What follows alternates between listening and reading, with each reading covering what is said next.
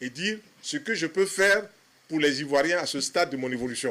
Forme d'obésité, c'est les mélanges alimentaires qui sont faits et qui ne sont pas bons pour la personne.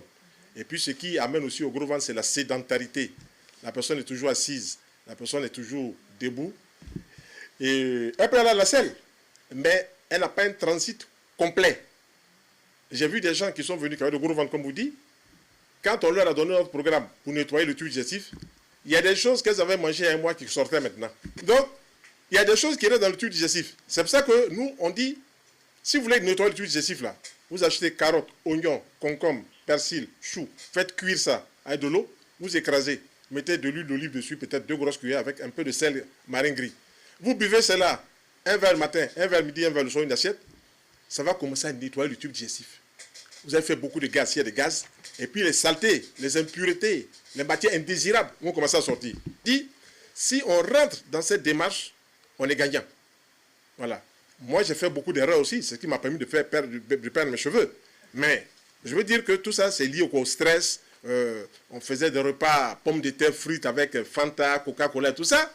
Le sucre, là, qui est dans ces boissons-là, c'est lui qui est dangereux. Ce n'est pas la boisson même, c'est le sucre là qui est le problème.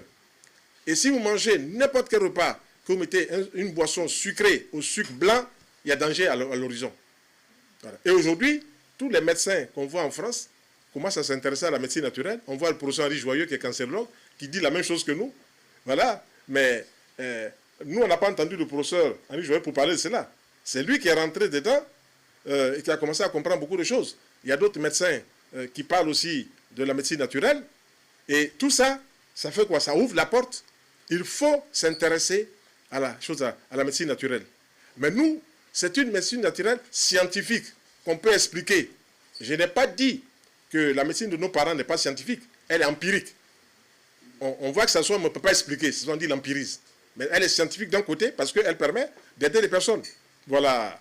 Et ce que je veux surtout faire ressortir, il y aura des stands où vous pourrez voir des produits, vous pourrez parler avec les praticiens sur les produits, et puis aussi pour assister aux conférences. Quand vous allez assister aux conférences, vous allez dire aïe, aïe, aïe, aïe, aïe. Il y a des choses qui vont vous renverser.